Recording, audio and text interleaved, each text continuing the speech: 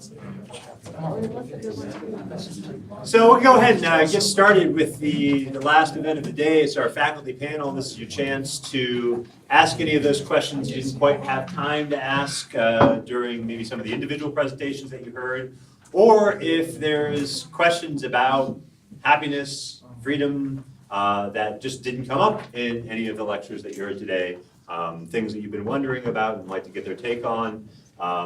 Now is your chance to ask it. So just an open, wide-ranging discussion. The only limits are your imagination. One thing, I'm sorry, I keep forgetting. I've been trying to remember to mention this all day. I don't know if this actually applies to any of you, but if any of you are USD students and you are partially here because you want to get passport points for your attendance, just flag me down and I'll mark you in the computer and you'll get those things. So again, I don't know if that actually applies, but just want to get it out there. Okay, I'll take questions and then you can just direct them to whomever. Yes. Deirdre, I wanted to ask you what you meant by people being enslaved by public schools as a product of many public schools myself. Well, I'm a product of public schools too, but also private ones. And I think that the big urban school systems have failed us on the whole. I mean, take a look at the school systems in New Orleans, where finally they simply said this is not working. And now they've given poor people in New Orleans vouchers to go to academies, and it's working much better. In the old days, public schools, back in the 50s and before, urban public schools were good, although they threw out a lot of people. So were the Catholic schools when they had lots of nuns to essentially free labor. So I believe, look, Sweden in the 1990s introduced school vouchers. Sweden. And it's working pretty well. I just think that we need competition in the school system. We can't make students into serfs of a particular school. At least that's my belief. Our last event here at the center was actually a discussion on the issue of school choice with Terry Moe from Stanford University, who's been a big proponent over the years, and a philosopher named Harry Brighouse. So the conversation was about school choice, freedom, and social justice. The videos are on our YouTube page. Well, I've ruined more dinner parties over my career advocating this thing.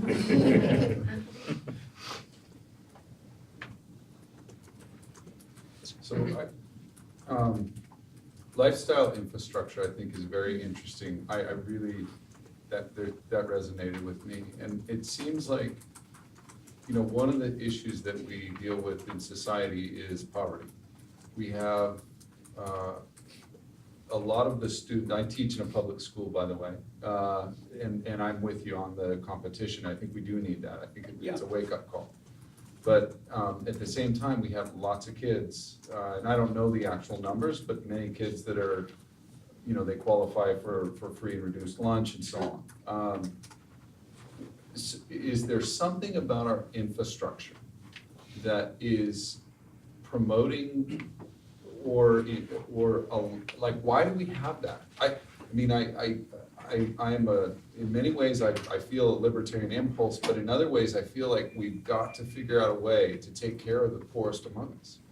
And how, so like I'm reading articles about kids that are in college now that are living in their cars, and they're graduating with all this debt, and then having to face that. So I don't know who the question is for, but I think the question is what solutions like if we're talking about happiness for all of us, what about happiness for those of us that struggle the most?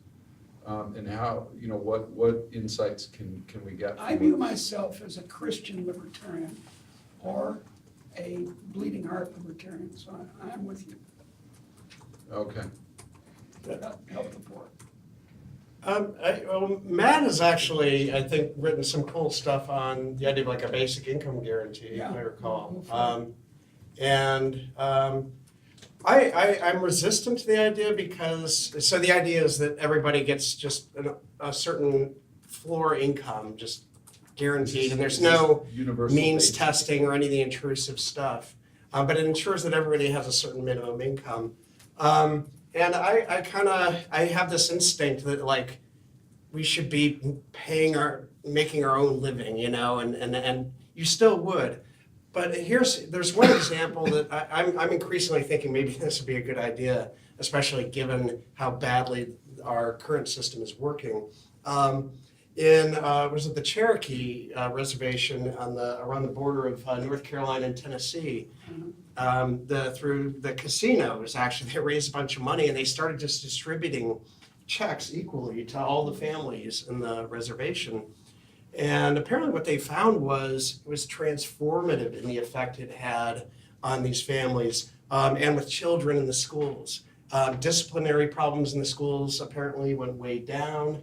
Mental health in the children improved dramatically. And actually parents and mothers the employment rates went up. You might think, oh, now they're just going to sit around and sit on the money. Actually, it seemed like it gave them enough of a secure foundation and maybe to get childcare. I'm not sure exactly what it was. But then why are you opposed to Matt's minimum income? I'm not well, I'm saying that I'm changing I'm inclined to think actually, despite my reservations, I have reservations about it. On the reservation? And the reservation is, on the reservation. You know, it seems from, I don't know how much evidence there is on it at this point, but. I think it should go to poor people, not to me. But something like that, again, where you're like, you're intervening at a very basic level where it's not really complicated.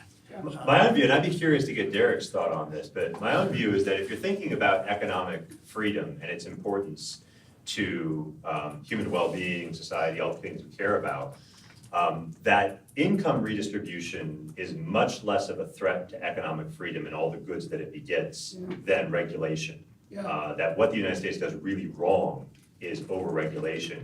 And what the Finns and a lot of the Scandinavian countries do well is efficient redistribution with much less onerous regulation.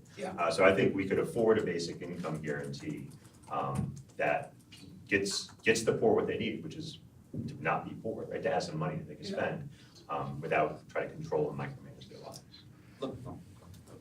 So if we're picking between two evils, the question becomes which has more deadweight loss, which has more larger efficiency cost? The regulation, or can we find ways to redistribute wealth that is much more efficient, that is much more aligned to actually being able to help people with, shall we call, fewer unintended consequences? For me personally, that would be like the world of the second best. The world of the first best, and since I'm an academic economist, I can make the argument of I prefer the world of the first best, and hopefully we can aspire to get there, is one where we're able to re-empower our private charities to pick up the slack like they used to. So when it comes down to it, I'm still an economist in terms of I believe in comparative advantage. And between a private charity whose expertise, say a church, is in saving souls and helping the indigent, they would be in a far better place to have better information with regards to how to help people in those situations than, say, a government agency who would also be facing other incentives that may have nothing to do with helping people, and they may be just checking off boxes. So for me, in a perfect world, I'd like to see a re-empowerment of charitable contributions and people reinvigorating that private market for private help. So that way we can help these kids in a way that will be effective, and we're gonna leave the information, again, back to the experts who live in those communities to be able to determine whether or not this is gonna be a worthwhile, you wanna call it an investment in the future, or whether or not this family has a history of sort of abusing the system.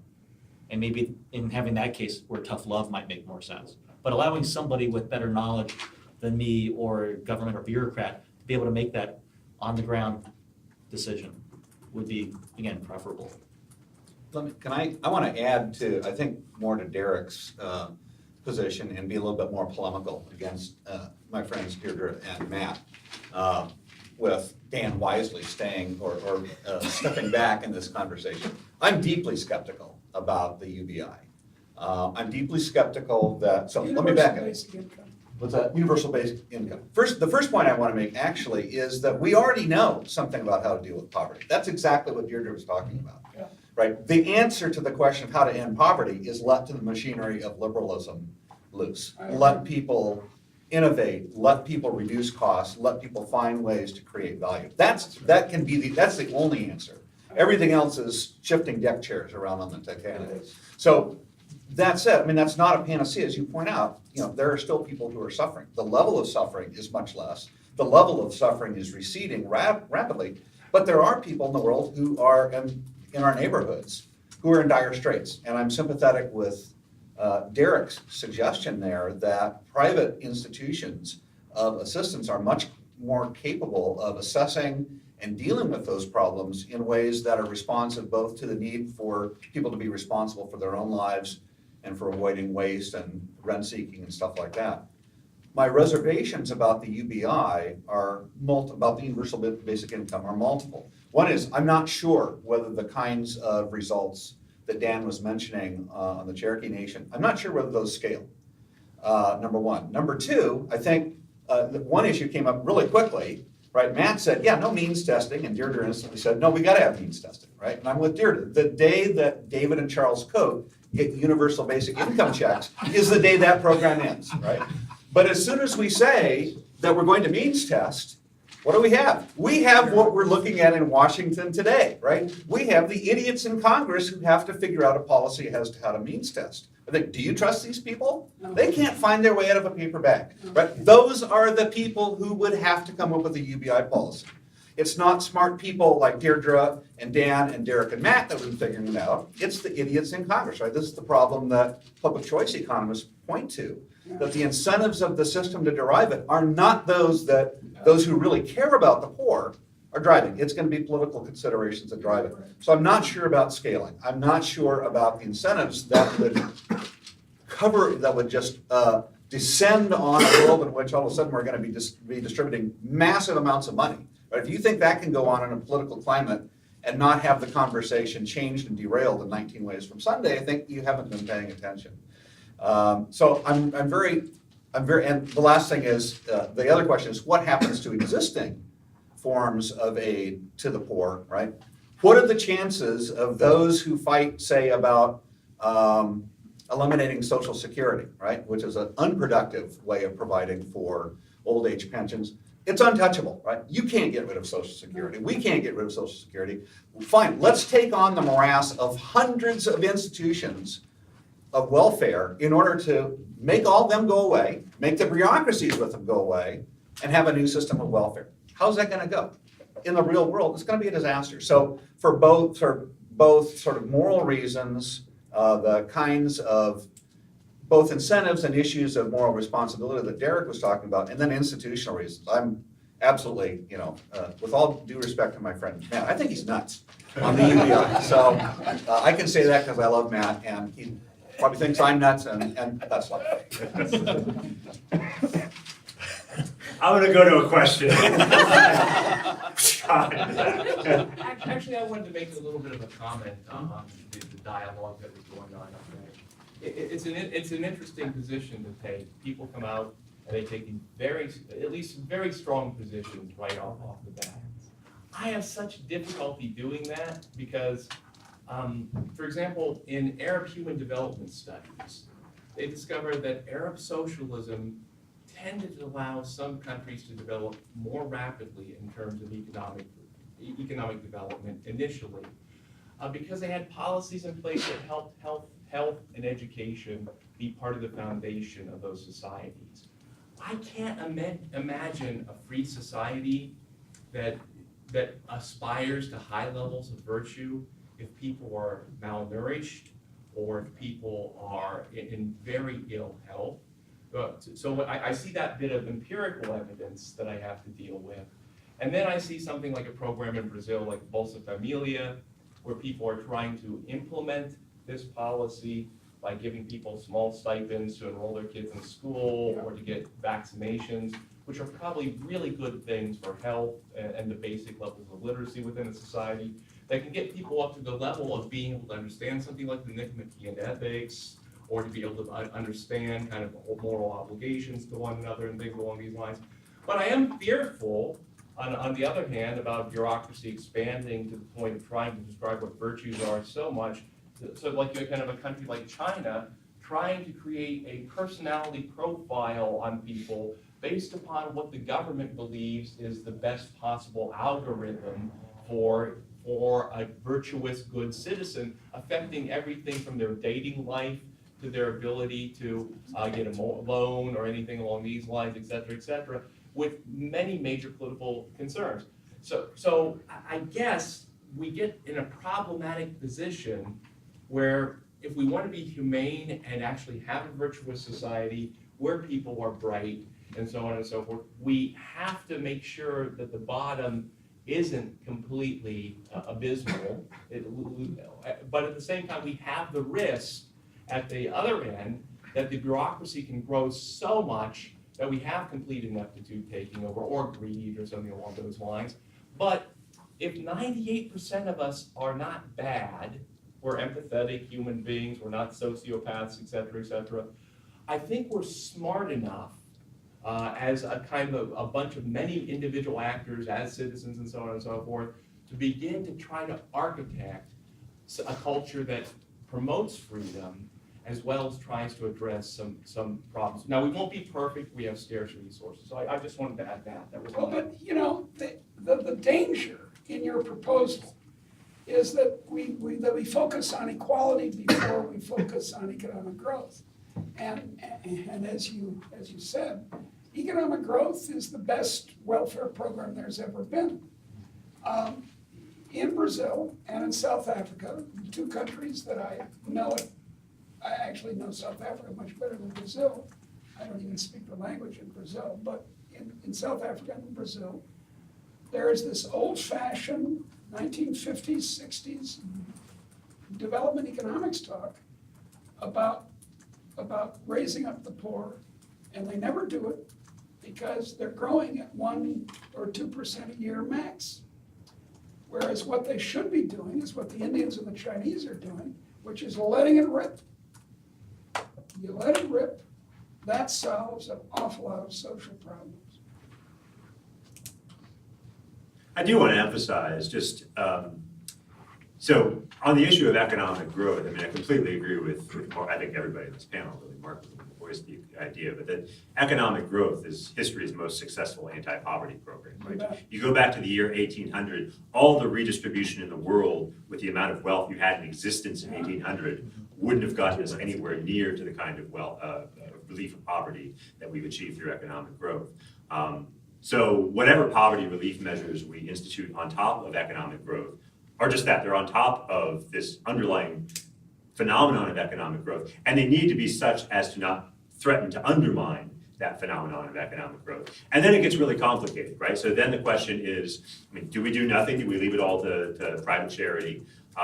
Do we have some form of state-based redistribution? If so, does that take the form of a UBI? You can be opposed to a UBI, but still favor some other form of redistribution. If you do favor a UBI, like there's a lot of questions about how that's going to look. Like how big is it going to be, for instance, right? So some proposals of the UBI just give you a small amount of money to keep you out of bare destitution, but then the rest of it is on you to either earn on your own or left to private charity to kind of make up the difference. Other proposals, on the other hand, suggest a much more expansive version of the UBI. So a lot of complicated questions about what the policy ought to look like that you have to answer before you can get into the details of arguing whether this or that particular proposal is a good idea. Man, can I add one small thing? Yeah. So, this is to go back to the earlier point about worrying about a different demographic, which is college students, right, with massive debt. And the irony there is, so the economics of higher education are messy and complex, but surely it is not coincidence that precisely the movement to make college education affordable to all is the one that's begun this spiral to an intervention by the federal government to take over the business of issuing student debt, right? In high institutions of higher education discovering that there was arbitrage opportunities to make money from the loan system, right? That these aren't accidental effects. And I think one of the lessons that I take away from having a deeply imperfect understanding of the economics of it, but being in the institutions and observing them over time, is a lot of the problem is driven by well-meaning but economically benighted understandings of what the problems are and what the solutions need to be. And I think it should be a cautionary lesson to thinking about ways of intervening that I think Dan was mentioning the ecosystem model, right? It seems like a good idea at the time, but the ecosystem is really complex. And you get in and you make interventions that you think are going to advance purposes in one way, and the next thing you know, you have students graduating from college with $250,000 in debt and no prospect of paying it up. And that is a tragedy. I agree with you that there's a problem there. What I'm arguing is resisting the idea that sort of bare need provides us a sort of ironclad reason for intervention in some way, because I think that it can be really destructive, and that I take to be a sort of case in point. And that's not on the UBI issue, that's entirely independent. If I could go back to the poverty, impoverished and UBI. So if we can assume that government intervention isn't quite efficient, and we think that private charities are the best way to help those people, it seems to me that the lack in growth in private charities at this point is because we have an overemphasis on work culture, kind of referencing your talk. So should we extend our moral and ethical education earlier in the public schools, like, starting with kindergarten, trying to recreate our culture in a way that is more willing to devote a more even balance between both work, which will lead to economic growth, and also to charity, which will improve our society. But you have to ask who we, and that's the trouble. We do it. I don't want the government doing ideology in the public schools. Now, in my day, your day too, we were trained to be patriotic citizens. Every morning in elementary school, we sang patriotic songs. I still tear up when they sing America the Beautiful. Now, children are being educated in radical environmentalism. This is true in Sweden, it's true in the United States, and many other places. And that's, again, the government deciding what ideology should be. To hell, I say it's spinach, and I say to hell with it. Addressing your question, my other concern would also be, and this is more pragmatic, for all the people who get into the public school versus private school debate, if you're in that debate, you could also take the extension of, if public schools are having a hard enough time teaching Johnny to read, how the heck are they going to teach Johnny to be moral? Yeah. So that's one problem. The other, I wouldn't argue that the reason we see lack of giving to charity because we lack morality or we lack ethics or we just weren't raised right or we weren't sort of beaten over the head enough in school. You also have to take into the crowding out effect. That when you live in a world where you do see these wealth redistributions taking place, and you're Joe Sixpack, and economics is mysterious because it's a class you took in college that really didn't make any sense and was taught by somebody who was on average pretty boring. You don't understand why the system's failing. All you know is I pay these taxes, it's supposed to help these problems. I just want a free ride. Why should I give even more when I'm already being taken from to solve this problem? Now, that's a normal reaction, I think, for most human beings.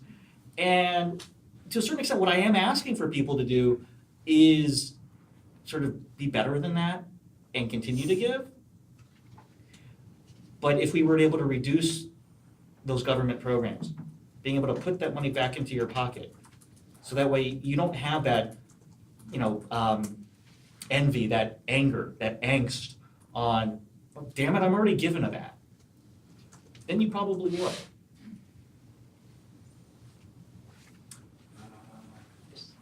So I'm wondering what the rationale is for thinking that private charities would be more efficient than some other means of redistribution or helping poverty, given that they are also going to be targeting their specific things.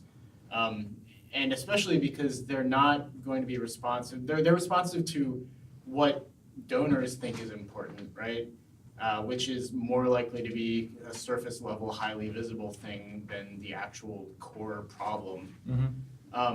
And my understanding of universal basic income is that it's the whole idea is it's the person themselves, like they are the person who knows exactly what they need in their life the most. So you're giving them the power to decide what it is they need, and that would be the most efficient way to put those resources to good use. So let me address the charity question first. I'm not going to say that nonprofits don't suffer from rent-seeking issues. They definitely do. The nice thing with who you give to with regards to a charity is once you give, you're now receiving annual reports. You're now getting information back. You have feedback on whether or not they're actually doing anything you find valuable. And if they don't, you just don't contribute next year. And you go find somebody else that does. If you're, say, in a small community, it's un-Catholic. If I give to the church, I have a very good idea of what projects they're actually funding and who they're helping. And now the Catholic Church is rough because there is a big bureaucratic infrastructure there, so you do have some efficiency losses. But you do have the informational knowledge of who the end recipient is in a much deeper and better way of figuring out what kind of solution would best work for them. So for me, it's not about creating a one-size-fits-all system. It's with charity, we're able to allow the people who know the individuals to be able to work with them in the most effective way possible, which then would end up for me being more efficient than just sort of throwing money at the problem, right? This is why I like watching Jurassic Park with students, because what you learn is you can't throw money at the problem, dinosaurs will still eat people. Right? You have to have the right local information in order to solve that problem. And for me, that's where, smaller charities, people who actually deal with this on a daily basis, who have to be responsive not only to the end user in terms of the person receiving it, but also to the donor who's wanting to see that particular result. Although bear in mind that that's what the left objects to about private charity, that it's too targeted. And that what my friends on the left say all the time is we should have an impersonal way of helping out the poor, not personal. So I'm an Episcopalian, I agree with you. I tithe to my church because I think they know what they're doing with the urban poor. But on the other hand, my socialist friends in Britain wouldn't agree at all. Right. Now, but the thing is, going back to my talk, I like the small charity because it's getting back to that relational perspective. It's not impersonal. Yeah, but that's what they don't like. Right. What about the people who don't have a relationship? They have no family, they don't know anyone in the community, they're Yeah, that's right. outcasts. That's right. They're in trouble. I mean, in St. Louis, I just don't think in general the white population cares about the black population and they're scared of them. I'm shocked, simply shocked. And so I would worry that, and where people would donate their money would be to things like giving more money to SLU, which is good for me, but so I'd worry about the contingency of it, and that's, again, I don't know whether UBI would work. I'd like to see some other country try it on a large scale and see if it works for them. But, at least that doesn't, makes it less contingent. And one of the arguments that gets made in this context is that the voluntary discretionary nature of private charity creates relations of hierarchy and subordination that may be objectionable on grounds of freedom, right? So if you think that everybody is owed as a matter of justice a certain amount of material, a certain amount of material substance to provide for their basic needs, then making the receipt of that wealth conditioned on somebody else's say-so could be an affront and could put that person in a position where they have to grovel and beg for what is rightfully theirs. And so you might think like, there's some amount of money that's owed to people as a matter of justice, and then if you want more on top of that, then you can go asking and petition voluntary charities. But that's kind of the argument that I think Deirdre was gesturing as. But there's a counter argument there too, Matt, which is There the it is. solution to providing the UBI is you're going to obligate everybody unilaterally to kick into this, right? The money doesn't come from nowhere. So it's not like we eradicate hierarchy and subordination, so we move it, right? We dislocate it from those that are petitioning for funds to those who have to pay in. My own argument about this is less about inefficiency, partly for reasons that you're mentioning, partly for reasons that others have brought up. I think no matter what method of redistribution you engage in, there's going to be massive inefficiencies simply because people are ignorant. There also are prejudices, but I think, right, so if you ever, this is totally speculative, right, to go to the St. Louis case. I think if you really wanted to unleash charity from African-American people to African-American people, right, let them be responsible for helping out people of their own kind. Now, and there's going to be white people that want to give, and black people that want to give, and Chinese people that want to give to Chinese communities. In one way, the kind of tribalism that we're open to, that we're very prone to, right, which causes lots of these problems, is also harnessable in terms of reinforcing sort of sympathy and empathy and giving. So it's an empirical question what that would, and it's speculative, how that would turn out. But I don't think they're non-contrasting forces. And in the meanwhile, there's the opportunity so I'm just thinking, there's multiple sources, right, of giving. It's probably a mistake. You're probably right about whites in St. Louis and whites in lots of places. Other people are going to give just because of those, right? And just because they recognize that they don't want limitations on giving to needy people to be limited by racists and stuff like that. And the broader thing for me is, it's sort of a let 1,000 flowers bloom. There are going to be, there's going to be people that insist on giving only to Nazis, which is completely repugnant, right? But if I want to be able to say that I should get to have some say over the way that I meet my obligation to other people, I think this sort of is back to the point of my talk. There's a way in which I have to recognize other people's standing to do that whole thing. So as offensive as it is, that somebody would have a charity that's confined to giving money to Nazis, all I can do is make sure I don't give to them and find other avenues for giving that are more responsive to those needs, and recognizing lots of the responses are going to be stupid, they're going to be failures, they're going to be inefficient, and try to respond with supporting those places, supporting those institutions that are doing the best job, including, I think, finding ways. Deirdre's point's quite, and the point that Deirdre and Matt is making is quite right. There absolutely can be really nasty relationships set up by people through that kind of dependency. But I think, okay, well, let's experiment with ways of solving the problem in ways that don't induce that. And for that, you need lots and lots of experiments, most of which are going to fail. He's had his hand up a lot. Yeah, this gentleman.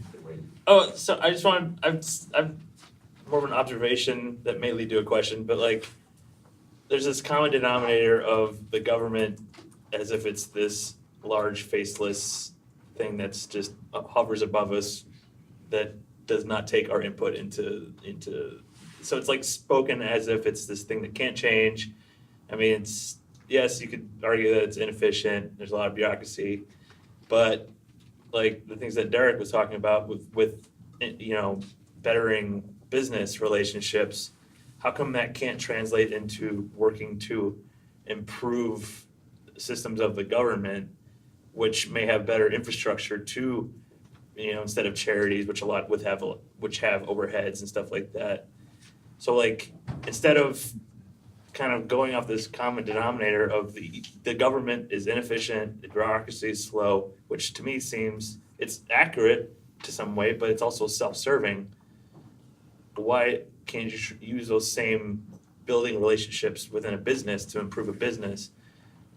Let's improve the government So instead like of just expecting it to fail us. So like, why is it when Mr. Smith goes to Washington and Mr. Smith wants to go back home and shoot himself? Yeah. I think Hayek put it pretty well when he was working through the road to serfdom, which is there's a comparative advantage or a special set of skills that you need to have in order to be a very good political animal.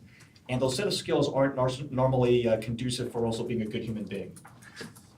So the people who usually win are people who have a comparative advantage in things like lying, making arbitrary decisions, and brokering backroom deals. The problem is that if you have sort of a biased group self-selection mechanism taking place, it's going to be hard to change sort of, I guess in business speak, move their cheese to where we'd like it to be and sort of nudge them to where we'd want them to go.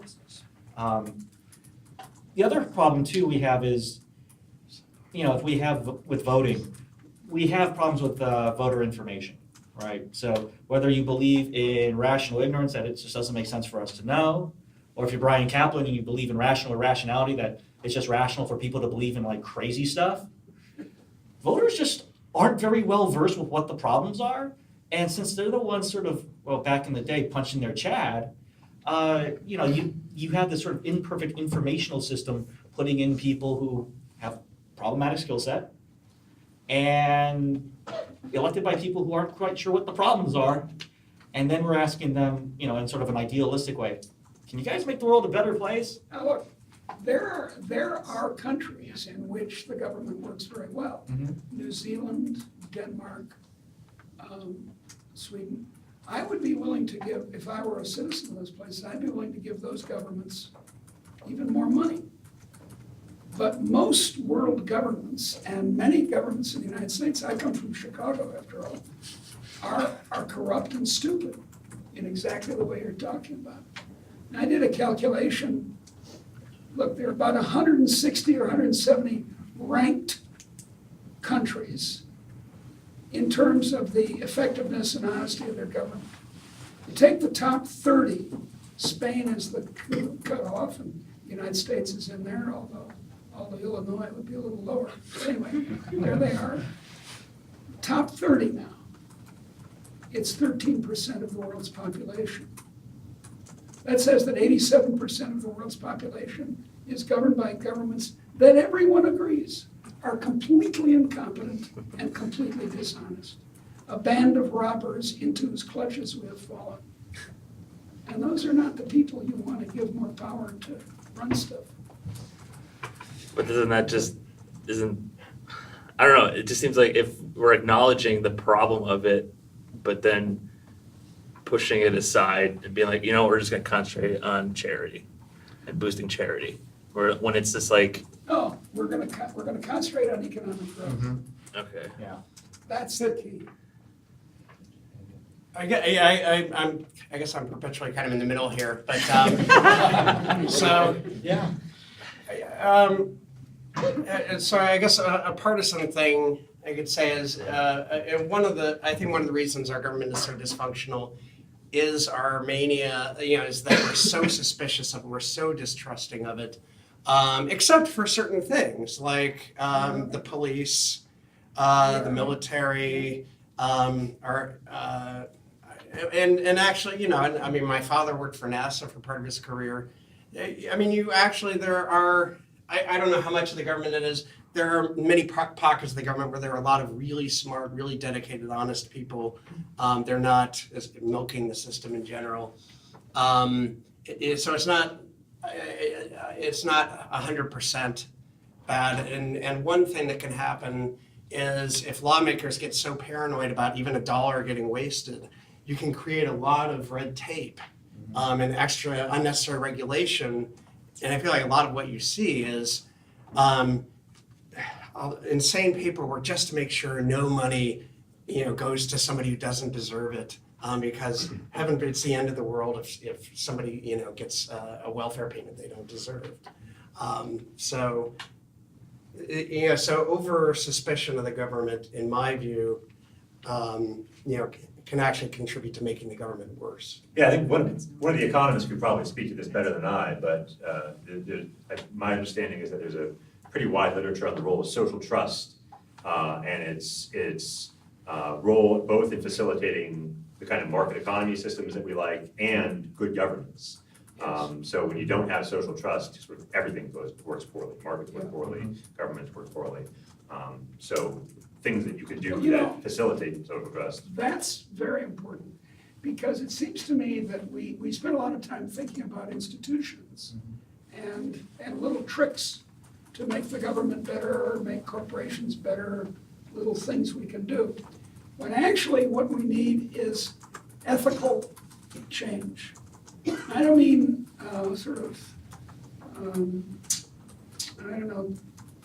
linking arms and singing Kumbaya, but I do mean that ethical change is what really makes things work. The Italians are 75th in these rankings out of 160 or 70 countries. 75th. And every Italian views the government as a thief. Il governo ladro, they say. And that's because the Italians don't have an ethic of public trust. A few footnotes. One, when we look at top-level CEOs, or we look at top-level leaders in the government, things like this, they have a higher rate of sociopathy in the general public. That's also true for top-level leaders in the church. But it's only double the rate of sociopathy. So instead of 2% in the general population, it's 4% in these places where we have people taking on leadership positions. So the vast majority of people who you'll be working with in the private sector or the public sector are generally good people. The closer you get to the top, the greater chance you have of running into somebody who doesn't care about other human beings. That's kind of a fact.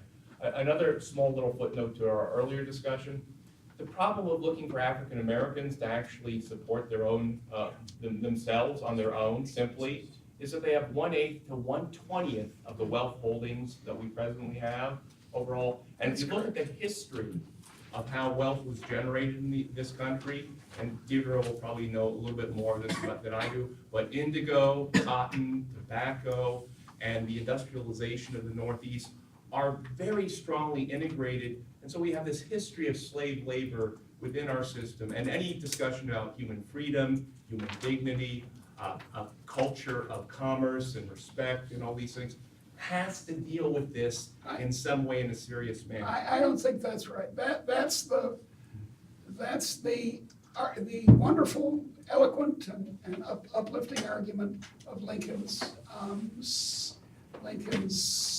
second inaugural. But it's wrong as economics. It's present day discrimination and Jim Crow, which was long after slavery. That's what screwed African Americans. That would certainly be part of the litany. Bugger all to do with slavery. And it certainly doesn't have to do with the profits from slavery. That's a myth. It's not true that American prosperity, it's not true that American prosperity was based on slavery. It wasn't. And I don't mean that it wasn't good to have a slave for the person who owned it. Yeah, that's fine, but it wasn't what made us rich. What made us rich was this innovation I was talking about. I'll read the book. There's an economic historian out of Alabama, and for the life of me, can't remember. David Beto. And what's interesting is he's done a lot of work on African American self-help communities and self-help organizations. And what he found was that they were very robust in providing self-help to other African Americans. When they began to disappear was when the growth of the welfare state took place in the U.S. That's good. That's a substitute. And it basically was, well, why should I continue to contribute? Or that, driving out, crowding out perspective I was talking about earlier, to where that community became more reliant on the welfare state as opposed to their former social clubs and self-help community. Yeah. If you're down in Florida, so if anybody here is going to the Southerns in 2 weeks in Tampa's great because you still have these buildings for the Cuban population and some of the African Americans in Tampa that were these self-help social clubs where they provided free health care, free vision care, babysitting. I mean, they provided all sorts of what we would consider to be normal welfare services to people in their community. So if you were Cuban, you went to the Cuban club. If you were Italian, you went to the Italian social club. If you're African American, you went to the African American social club. So you had these private organizations providing these things for people in their community who arguably have better information about who's receiving it. But now these clubs, yes, they exist as buildings, they exist as historical artifact, have been crowded out to where they're no longer serving that fundamental social purpose of being able to help people that maybe we can't rely on in the larger market because maybe, people in St. Pete don't want to help the Cubans over in Tampa. Well, they didn't have to, they had their own social club. In 1911, in Britain, compulsory unemployment insurance was introduced by the state. Of the 13 million people now covered under the state program, 11 million had already had unemployment insurance through the friendly societies, through trade unions and so forth. So that's exactly your point. It was crowded out. We have time for, I think, one more question. I'm gonna go to somebody who hasn't yet asked it. If there's governments that work as well as like the one in Sweden, how come other governments in the world haven't copied that, and how do they get to be working so well in the first place? Well, because they're run by a bunch of thieves.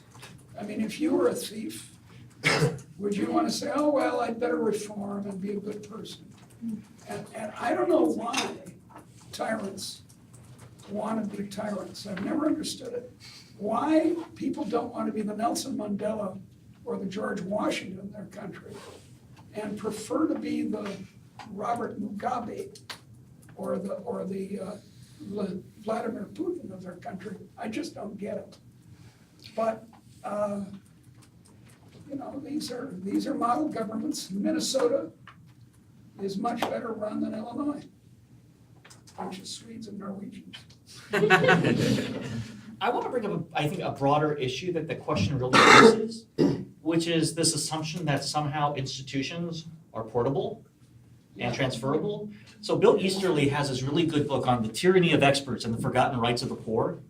And it's this notion of experts who have tried to create, figure out which institutions work and then impose them upon other people and then step back and go, God, why haven't they grown? Yeah, what's wrong with them? Right. There's nothing wrong with them. It's the intellectual hubris on the part of the expert, the intellectual arrogance of saying, we have figured out, best case studies, we're going to take best practices, and then impose them upon you, regardless of whatever your culture or belief system or whatever would actually work for you would happen to be, instead of respecting those individuals and treating them with dignity and figuring out, given your culture, given your history of your people and how you relate to each other, your cultural ethos, how can we help you figure out institutional policies or ways to create freedom that would free you to get to this goal called economic growth, and giving them, if you will, ownership of it, as opposed to just furthering we're going to tell you what to do and step back and then wonder why you weren't able to pay off your IMF loan. Everyone needs to know the old joke. The three most unbelievable sentences in English. Number one, the check is in the mail. Number two, of course I'll respect you in the morning. Number three, I'm from the government and I'm here to help you. So I have bad news and good news. The bad news is that our panel discussion is now concluded. The good news is that we can continue this conversation over, I believe, a beer at the reception. And then you can find out what Deirdre really thinks about the world. I think you've all, I think we're on for closing remarks. I'm going to waive my right to closing remarks because I don't want to get between you and your drink. Angel might have some housekeeping things, but I do want to ask you all to join me in giving a round of hand to her.